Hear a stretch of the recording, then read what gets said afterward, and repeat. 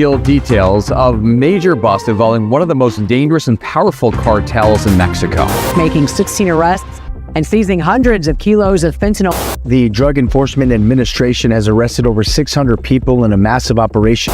Federal agents in New York City making the largest meth bust in recent history. October 20th, 2025, 4 a.m.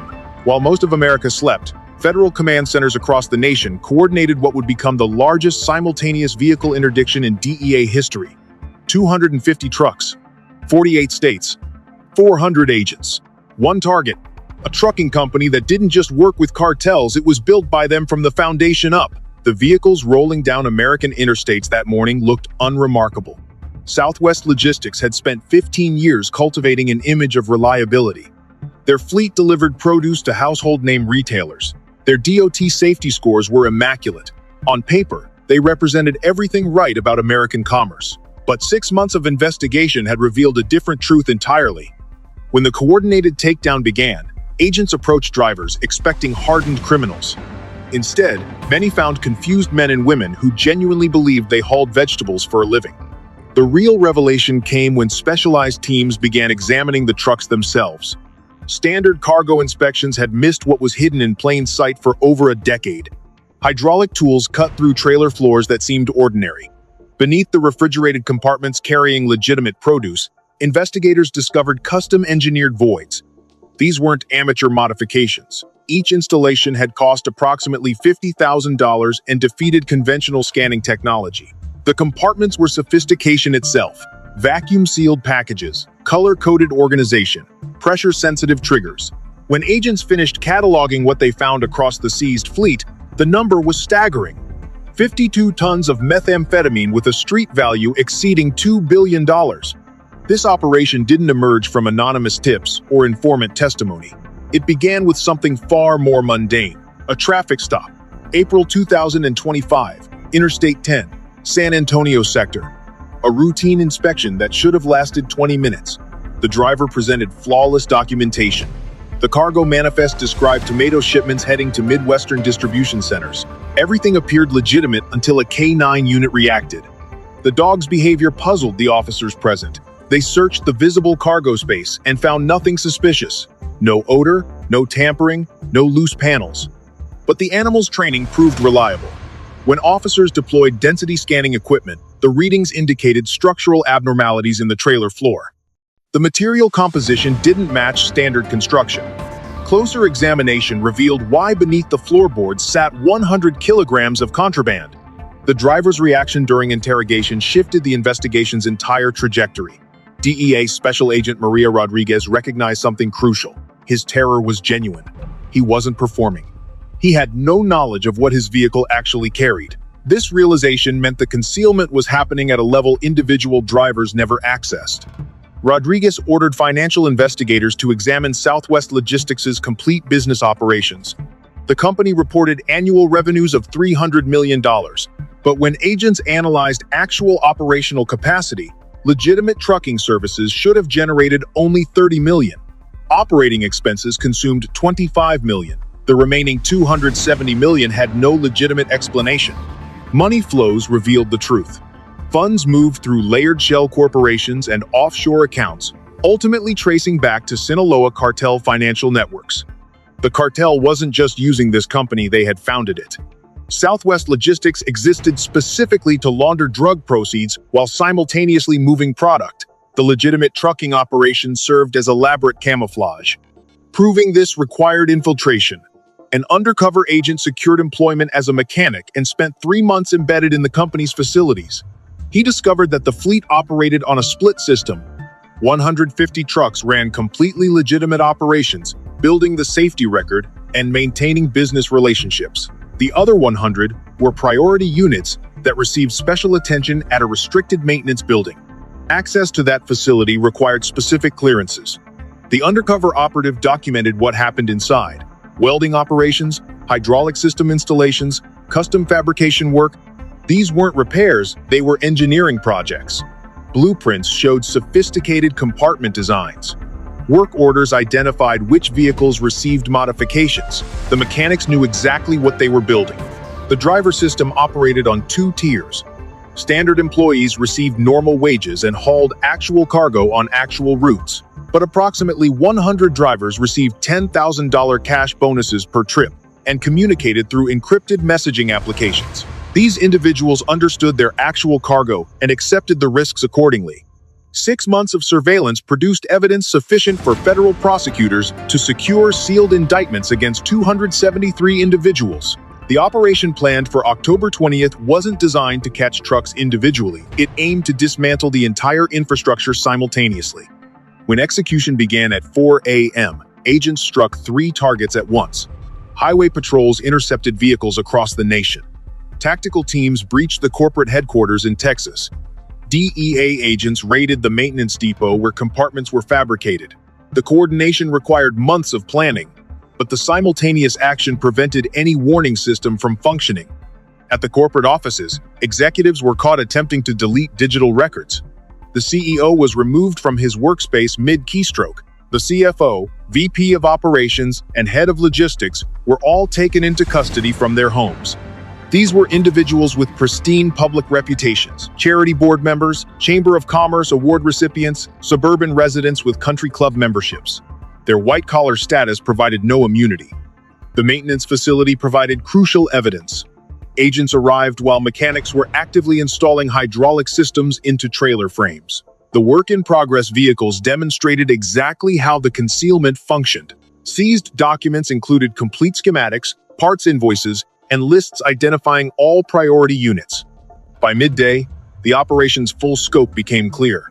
273 arrests nationwide. 100 trucks seized, 53 from highways, 47 from company facilities. 52 tons of methamphetamine removed from circulation. Additionally, investigators found significant quantities of cocaine, heroin, and fentanyl, plus approximately 1.7 million fentanyl pills. The human cost emerged during driver processing. 500 individuals initially faced detention. As interrogations proceeded, federal agents realized that roughly 150 drivers had zero involvement in or knowledge of the trafficking operation. These were legitimate commercial drivers who had accepted employment with what appeared to be a standard logistics company. Their careers had been destroyed through no fault of their own. The Department of Justice took the unusual step of issuing certificates of innocence, reinstating commercial licenses, and providing employment assistance to cleared drivers. For the priority drivers who had knowingly participated, mandatory minimum sentences of 20 years applied. The distinction mattered enormously. The executive trials concluded in December 2025. Defense attorneys argued that rogue employees had operated without leadership knowledge. Prosecutors destroyed this defense using evidence from the CEO's laptop, a shadow ledger tracking actual company finances. The document showed that drug operations funded the legitimate business, not the reverse. The executives hadn't merely known about trafficking, they had budgeted for it as a core business function. Jury deliberation lasted 4 hours. Verdicts came back unanimous, guilty on all counts. The sentences established new precedent for corporate criminal liability. The CEO, CFO, and COO each received life imprisonment without possibility of parole. The judge's statement emphasized that weaponizing the American supply chain represented a unique category of betrayal deserving maximum consequences. Southwest Logistics ceased to exist as a corporate entity. Asset forfeiture teams seized everything. All 250 trucks, the headquarters building, 100 million in bank accounts, even office equipment. Auction proceeds now fund victim compensation and border security operations. The Sinaloa cartel's losses extended beyond immediate seizures. Beyond the $2 billion in drugs and $100 million in assets, they lost 15 years of infrastructure development. Building a legitimate appearing trucking company had required sustained investment, careful personnel selection, and gradual relationship building with major retailers. That entire operation was now worthless. Major retailers who had contracted with Southwest Logistics responded with immediate policy changes. Enhanced vetting protocols now include third-party financial audits and fleet inspections for all logistics partners. The goal is ensuring companies aren't inadvertently funding criminal enterprises while moving legitimate products. Operation Highway Harvest demonstrated that modern drug trafficking has evolved beyond stereotypical border crossings. Sophisticated organizations now build entire legitimate appearing businesses specifically for smuggling purposes. Fighting this requires financial analysis, corporate investigation, and supply chain security, not just traditional interdiction. Federal law enforcement sent a clear message. Corporate structure provides no protection from prosecution. Incorporation documents, business licenses, and professional reputations become meaningless when the underlying operation serves criminal purposes. The consequences include not just individual prosecution, but complete organizational destruction. The highways remain open. Produce continues moving from farms to stores. But federal oversight of the logistics industry has intensified permanently. The assumption that legitimate-appearing businesses are actually legitimate no longer holds. The truck in the next lane might be exactly what it appears to be, or it might be something else entirely. Verification matters now more than appearance. The individuals who built Southwest Logistics believed they had created the perfect cover. 15 years of successful operations had generated confidence that the system was undetectable. A single traffic stop and a dog's reaction unraveled everything. The lesson is clear. No system is perfect, and the more sophisticated the operation, the more catastrophic its eventual failure becomes. The drivers cleared of wrongdoing face the challenge of rebuilding careers damaged by association with criminal enterprise. The priority drivers begin decades in federal custody. The executives will die in prison. The company itself exists now only in case files and seized asset records. And somewhere, other criminal organizations are analyzing what went wrong, attempting to design systems that might succeed where Southwest Logistics failed. That's the reality of modern trafficking enforcement. It's not a war that ends, but rather an ongoing competition between increasingly sophisticated criminal operations and increasingly sophisticated investigative techniques. Operation Highway Harvest represents a major victory, but the underlying dynamic continues. As long as demand exists, supply systems will develop. The question is whether law enforcement can stay ahead of the innovation curve. The 52 tons of methamphetamine seized represents poison that will never reach American communities. The 1.7 million fentanyl pills will never cause overdoses. Investigators estimate the operation prevented tens of millions of potential deaths. Those numbers matter enormously, but they also represent only what one company was moving. The broader trafficking infrastructure continues operating through other channels, other companies, other methods. Vigilance becomes the operative principle. The assumption that everything is as it appears becomes dangerous. The trucks delivering food might be exactly that, or they might be weapons of mass destruction disguised as grocery logistics. The difference isn't visible from the outside. Only investigation, verification, and sustained monitoring can distinguish legitimate operations from criminal enterprises wearing legitimate faces. The story of Southwest Logistics is ultimately about deception at scale. Not individual lies, but institutional dishonesty. An entire company built on false premises, employing hundreds of innocent people as unwitting accomplices, serving major corporations while simultaneously serving cartel interests.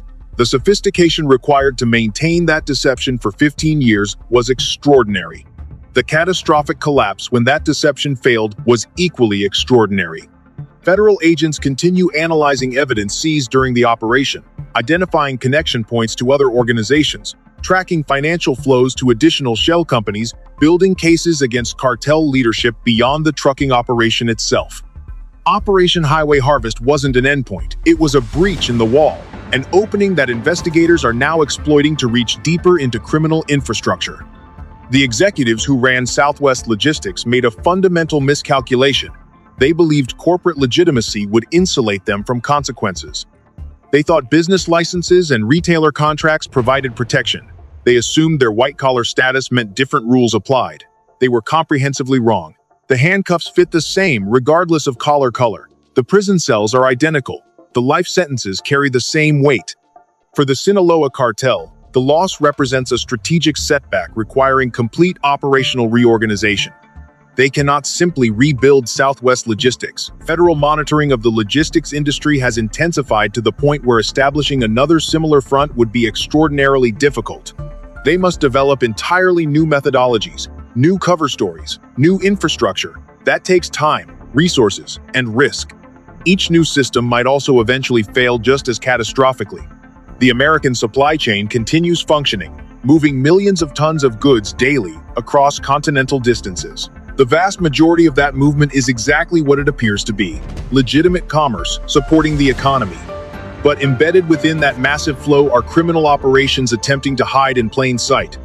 Distinguishing between the two requires constant effort, sophisticated analysis, and the willingness to question apparent legitimacy. Operation Highway Harvest proved that such questioning yields results. A traffic stop led to discovery. Discovery led to investigation. Investigation led to infiltration. Infiltration led to evidence. Evidence led to coordinated action. Coordinated action led to dismantlement. The system works when applied correctly. The question is whether resources exist to apply it consistently across the entire supply chain landscape. The answer, realistically, is no. Law enforcement cannot possibly investigate every trucking company thoroughly enough to guarantee none serve criminal purposes. The economy is too large, the number of companies too numerous, the resources too limited. Some operations will continue undetected. Some will succeed where Southwest Logistics failed. That's the uncomfortable reality. But operations like Highway Harvest raise the cost of failure. They demonstrate that success isn't permanent, that detection is possible, that consequences are severe. They force criminal organizations to weigh risks more carefully, to question their own security, to wonder whether their supposedly perfect system might have the same vulnerabilities that destroyed Southwest Logistics. That uncertainty has value. It makes operations harder, more expensive, more dangerous. It saves lives by preventing poison from reaching communities. The story concludes not with victory, but with continuation. The highways remain active. The investigations continue. The next Southwest Logistics is probably already operating somewhere, believing their system is undetectable, confident that their cover story is perfect, until, perhaps, a routine traffic stop produces an unexpected result, until a K9 unit reacts in a way that doesn't match the paperwork, until density scanners show readings that don't align with declared cargo, until the entire carefully constructed facade begins to crack. That's when the real work begins again. That's when another Project Python starts building evidence. That's when another Operation Highway Harvest begins planning. The cycle continues. The vigilance remains constant. The supply chain stays under watch. And somewhere, federal agents are already tracking the next target, building the next case, preparing the next takedown. Because the war on drugs isn't fought with dramatic raids alone. It's fought with spreadsheets and financial analysis. It's fought with undercover mechanics and GPS tracking. It's fought with density scanners and K9 units and patient surveillance. It's fought by questioning what appears obvious and investigating what seems legitimate. And it's won one operation at a time, one dismantled company at a time, one prevented death at a time. Southwest Logistics is gone. The executives are imprisoned, the trucks are auctioned, the drugs are destroyed. But the model they represented, the sophisticated criminal enterprise hiding behind corporate legitimacy, that model persists. Other organizations study their methods and their mistakes. The competition between criminal innovation and law enforcement adaptation continues. The question isn't whether trafficking will stop. It won't. The question is whether each new operation can be detected and dismantled before it achieves what Southwest Logistics nearly did. Seamless integration into the legitimate economy, undetectable operation at massive scale, and the movement of literal tons of poison through systems designed to move food. That's the battle. That's what Operation Highway Harvest represents. Not an ending, but a round one in a fight that continues.